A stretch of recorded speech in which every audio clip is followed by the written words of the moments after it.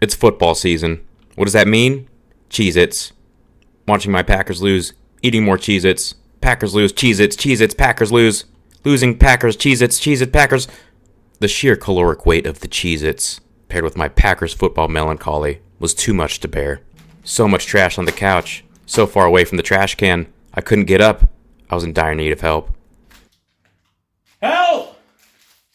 Help! Help! Help! I thought there had to be a better way. There was. This was nothing a little drone engineering couldn't solve. The mission was clear. I had to task Mojo the mini drone with transporting my Cheez-It trash to the trash can without me needing to have to leave the couch. I can continue to watch my Packers lose, and my drone, the mini drone, would fly back to the living room, reattach my arm, and I would never have to leave the couch ever again. But here's the problem. My drones were made to fly outside with GPS, not inside, so I had to make some changes.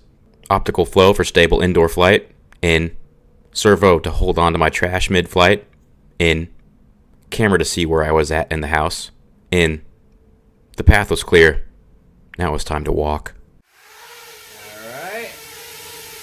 We're off.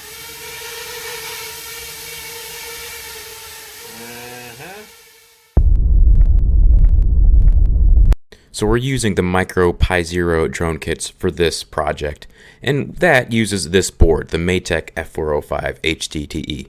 Now if you look here, all these pads that are numbered with S's, those throw out PWM outputs, which is perfect because that's what drives the servo.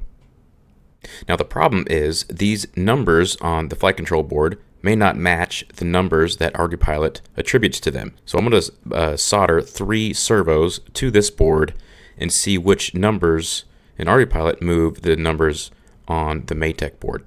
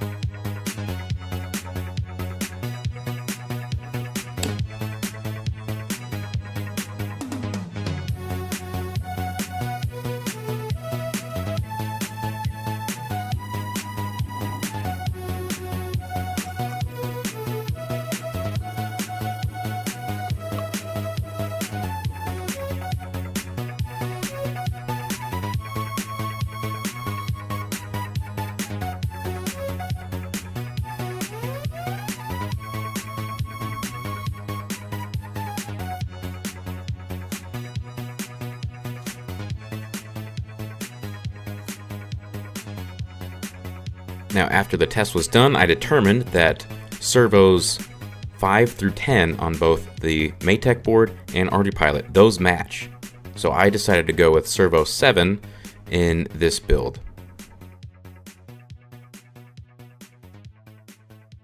So this is an indoor drone video, right? So we're going to remove that hefty GPS stand and GPS. The thing is, it also has a compass on it. So we're going to have to install our own external compass on the I2C bus. Hey, yo, DJ! Another one. Tell him to bring out the soldering music. Huh.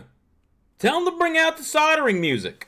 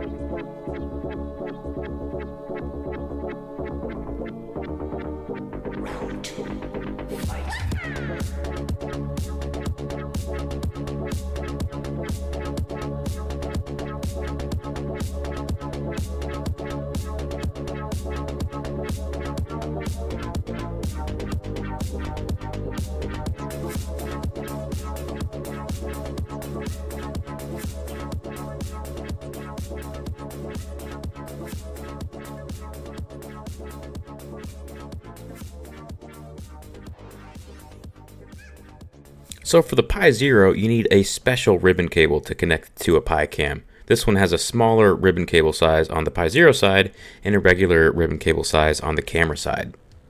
If you're building along with one of our Drone Dojo Pi Zero drone kits, you'll get the camera, the mount, and the special ribbon cable in your kit. You don't have to worry about that.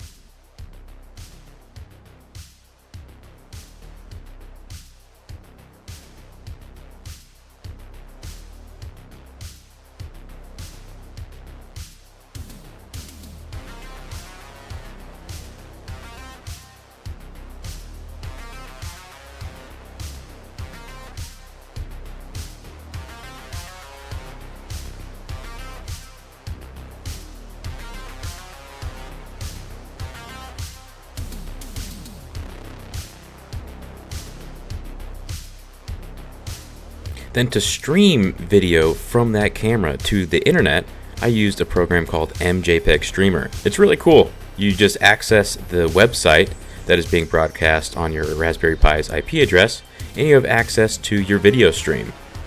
Pretty freaking cool.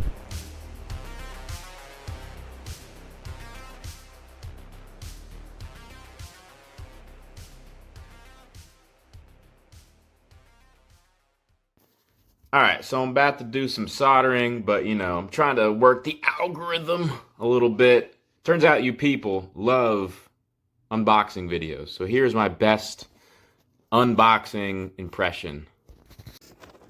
Alright guys, so I got this new F3901 LOX module in the mail, and I'm super excited to try this out. It should enable me to try indoor flying. It's in this really cool packaging. It's in a Ziploc bag, which you may be familiar with. You put it in, like, normally sandwiches and cheese, but this time they put electronics in it. DJ! Congratulations, you played yourself. Alright, dude, just play my music. Don't be so dramatic. Jesus Christ.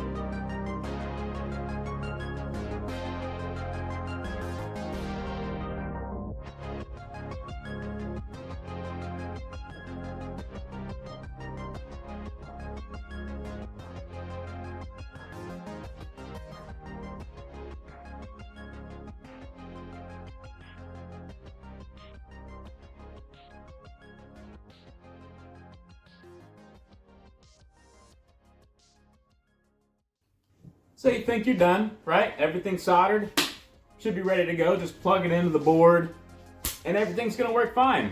No, don't think that.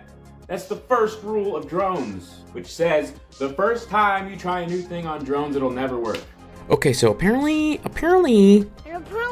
on these boards, optical flow is not enabled automatically with the MSP protocol. So what do? You have to build your own firmware. Time to put on your big boy ArduPilot pants. Gonna go to custom.ardupilot.org, find the board.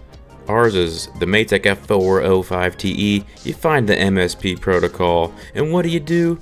You check the box by MSP optical flow. You hit build, you download it, you flash it to your board, boom! Now you're good to go. Now OptMX, OptMY will be non-zero, and ArduPilot knows how to communicate with your optical flow module. Today's video is brought to you by the Drone Dojo. Some of you are following along, you're saying, Caleb, this is cool stuff, but how do I build this drone? You skipped all the basic steps. How do I get to the point you're at? I got the thing for you. One sec. At the Drone Dojo, we have drone kits for you. We have the mini drone here, we have the big drone there. Both comes with a Raspberry Pi on it, making it the ultimate prototyping platform. They also come with their own building course, so you don't buy the hardware and wonder, how do I put this together? We got that covered. Drone Dojo also has Blue Belt membership. What is Blue Belt membership? There goes my pillow. Blue Belt membership is, dude, I'm in the middle of a read right here, bro. All right. Blue Belt membership, you get access to all of our courses. We have 9. Oh my God. All of our projects, we currently have 6 and counting. One of those courses, by the way, happens to be how to fly your drone indoors. Some of you may be saying, you've talked about optical flow, you just jumped over how it works. Maybe you're curious. Here's a little snippet, a tidbit of information in that course. Tracking this pattern of pixels from the frame 1 to frame 2 as it's moving to the left, and pairing that with the rangefinder, the code can actually spit out a pretty good estimate for the velocity of the drone based off of the movement of these pixels. Drone, get the membership, build your hackable drone, learn how to fly indoors or do whatever you want to do. We have a bunch of other courses for you too. And let's do some cool drone engineering. Let's get back to the video. We got that optical flow module installed. Now we essentially have to calibrate the optical flow module. We need to make sure that the readings, the radians per second sensed from the optical flow sensor is similar to the IMUs. On top of that, we need to make sure, well, getting a little too close there. On top of that, we need to make sure that the sensor is actually able to work in the current environment. There's a lot of variables. Is the lighting bright enough? Is it too dim? Is the floor textured enough for optical flow to work? So we're going to do a lot of tests here and see if we can get this thing tracking some good optical flow data indoors. All right, now we got the optical flow module installed. ArduPilot sees it, cool. But, okay, now we have to confirm that it works. So here I have this fancy diagram of a drone, x-axis, y-axis. What we need to do is rotate or tilt the drone about each axis. Back and forth, back and forth, back and forth, back and forth. And then we're going to compare the angular speed reported from the optical flow module with the angular speed reported from the IMU. Now, if you're getting good data from the optical flow module, those two should sync up in the graphs that you get from your logs. If they don't sync up, then you got problems. So I thought, hey, I'm going to get this right first thing. So I did the test, got my log, pulled up the optical flow data, and what the heck is this? What the heck is this? Just a bunch of noise. It's not tracking the IMU of the flow module at all. It's not tracking the IMU from the flight controller. What is this red data? What is going on here? This is supposed to be the radians per second reported from the optical flow module. Just have noise. Ugh. So I thought, hey, maybe it's a bad module. Changed them out. Nope. Same thing. I thought, hey, maybe it's bad firmware. Nope. Changed them out. Same thing. Even weirder, the flow data coming from the y-axis is completely fine. It makes no sense to me. Nothing checks out. So eventually I just raged and I thought, you know what? Enough of this testing inside. I'm taking it outside. I'm going to test outside to see what happens. And what do you know? Here it is. The logs from the outdoor test. What do you know? Perfect x-axis data. Perfect y-axis data. This is a freaking lighting problem. It works outside, but here's the thing. This ain't no outside drone video. This is an inside drone video. So we got some stuff to figure out. You know what? I think I got a fever. And the only prescription is more lumens. I need more. Yes, I'm Dan Carlin. We need more lumens. December 7th.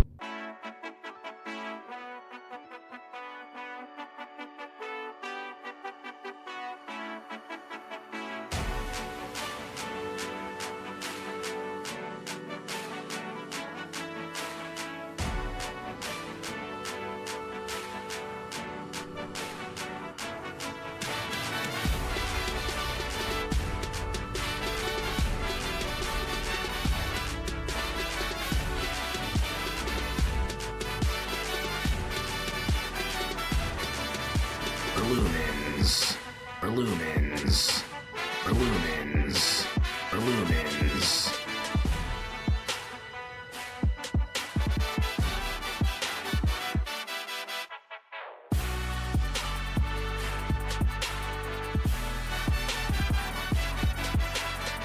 Ladies and gentlemen, here's the big enchilada. These Matek optical flow boards, they need so many lumens. And I can only conclude that the globalist trumped in the x-axis data to summit of the dojo. Stay strong.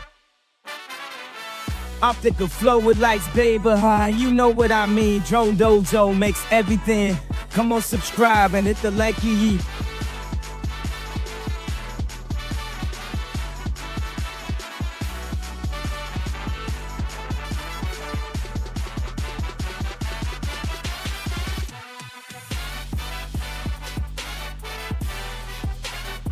We did it. What do you want me? It was the lighting. We did it. We beat it. We here. We're not coming no more. We here.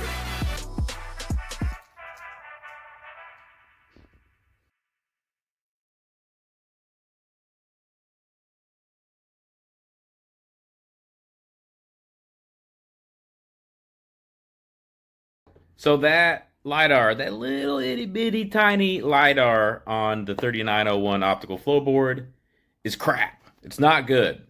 I mean, it can work, but it only works in poor lighting conditions, which doesn't work because optical flow only works in good lighting conditions. So if you want this board to work on your build, you're going to need a different LIDAR module to go with your optical flow module. I'm going to be using the TF Mini. This is how I set it up. All right, so we're starting to get basically all of our UART ports taken up on this flight control board.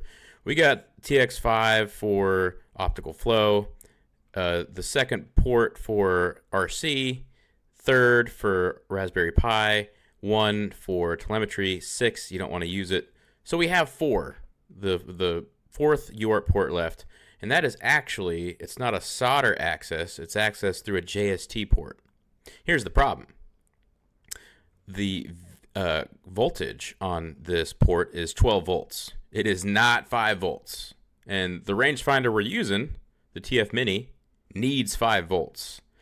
I'm speaking from experience here. You know, who knows how this happened?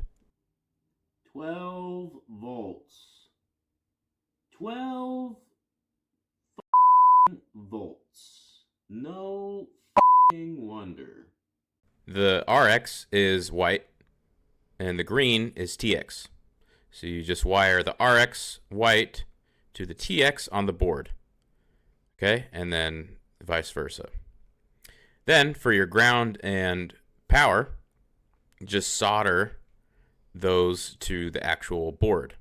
All right, so you have your TX RX plugging into the port and your ground and power soldering onto the board. That's a 5 volt line. That's a 5 volts.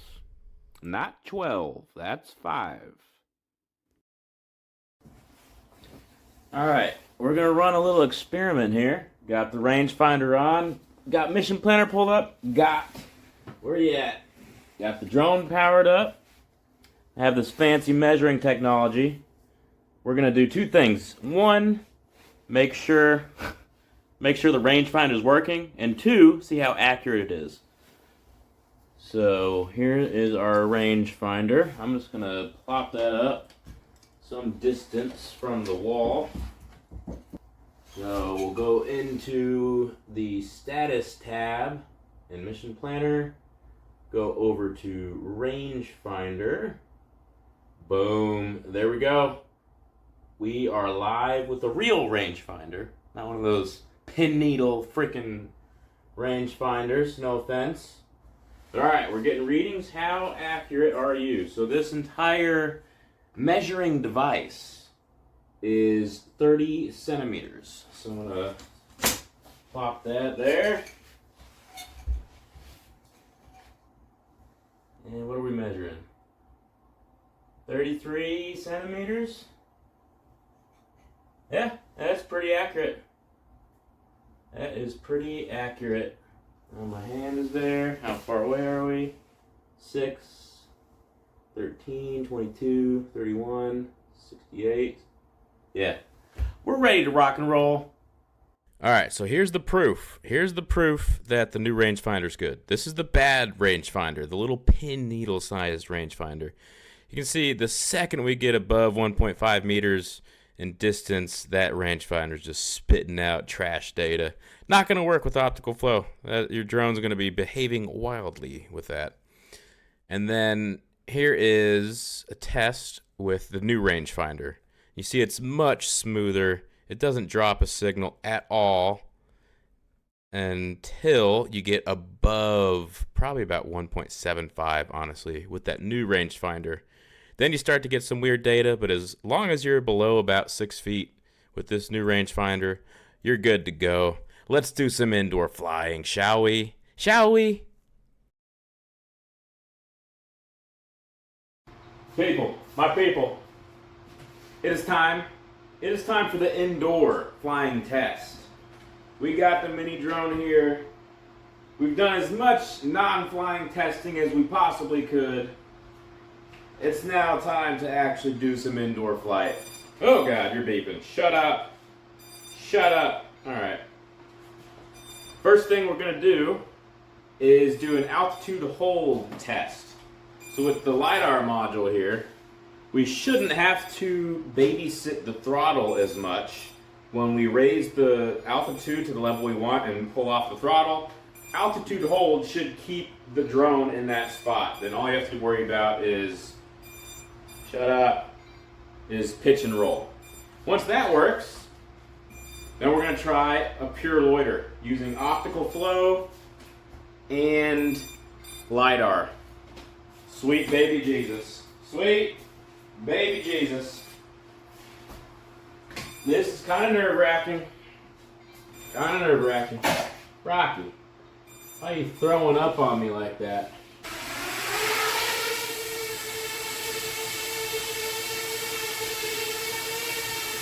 We're not touching throttle. Whoa!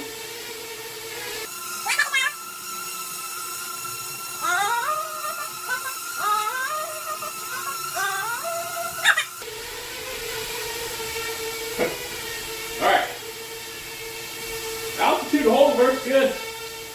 Look at it. I just have to babysit the pitch.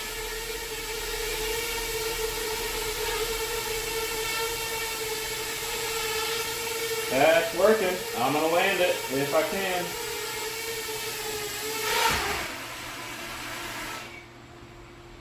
Alright, now this is a little bit scary. Going to be using optical flow. Stop beeping! Alright. Doing optical flow to get position locking indoors without a GPS. It can be scary because if the sensor's screwed up, the drone's going to fly in a crazy way, and I'm inside. But, you know, whatever.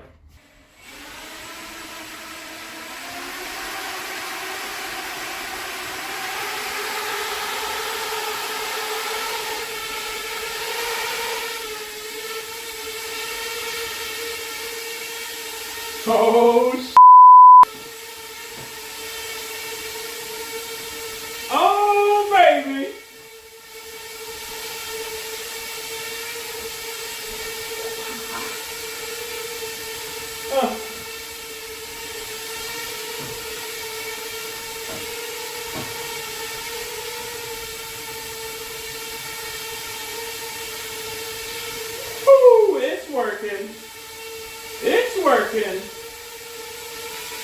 We got no control. No controller. Ah! Ah! Ah! No!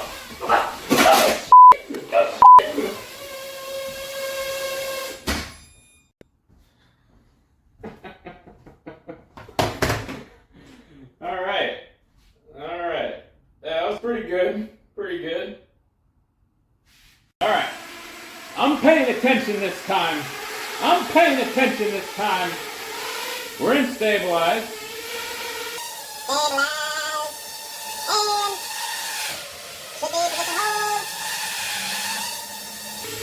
Am I in it?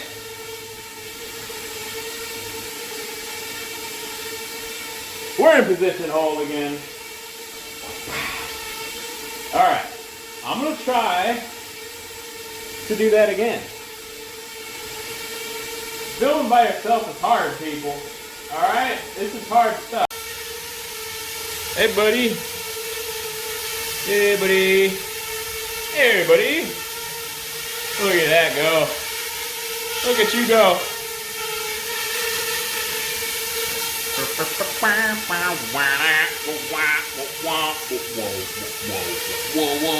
Whoa. We're in optical flow mode. That's what we're doing. That's what we do. Alright? That's what we do. What's up?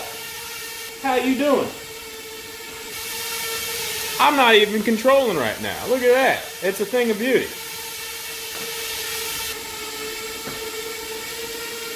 Oh, that's the rangefinder working. Can I do a push-up? Oh my good Lord.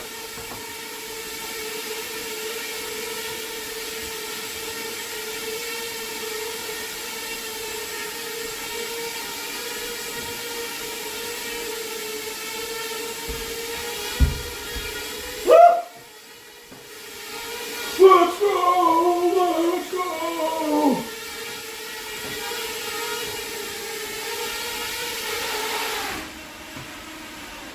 We did it. We did it.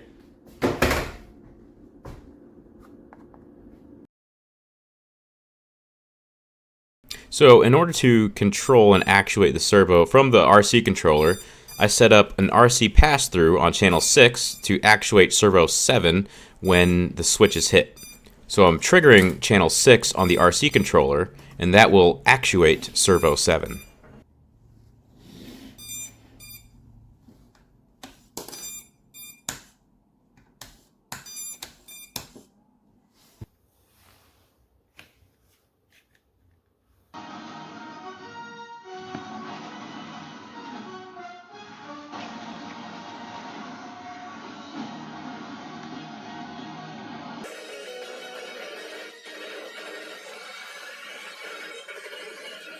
Three hours later. Come on now. Do it, Jordan!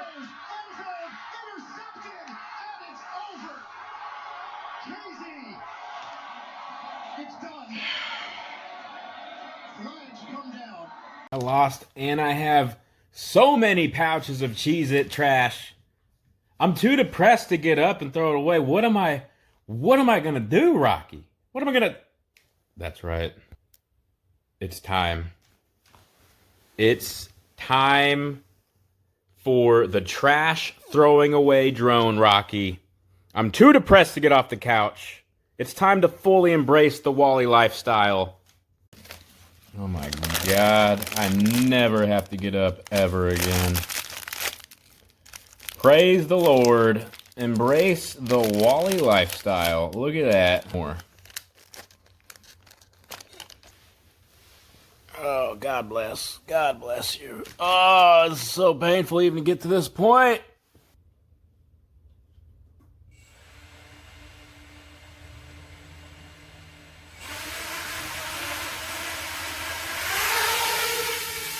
There we go. Okay. Navigating the hallway. too high now. Come on. Okay. Gonna go through the door. Going through the door. This is so much harder than getting up and going to the trash. Oh, target acquired. Target acquired. Oh, baby. Oh, no. Can I get it? Come on. I need you to go lower. I need lower. Oh! Oh! No, I missed. Crap. I missed. All right, I got more trash. There we go.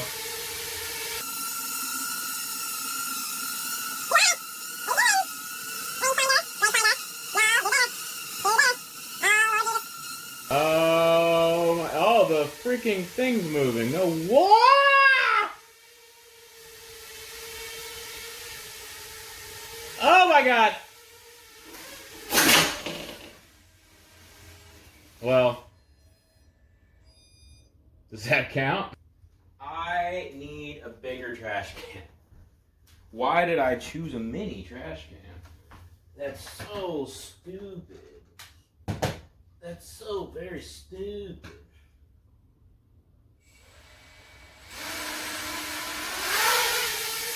Alright, we got the Cheez-Its dangling in the air.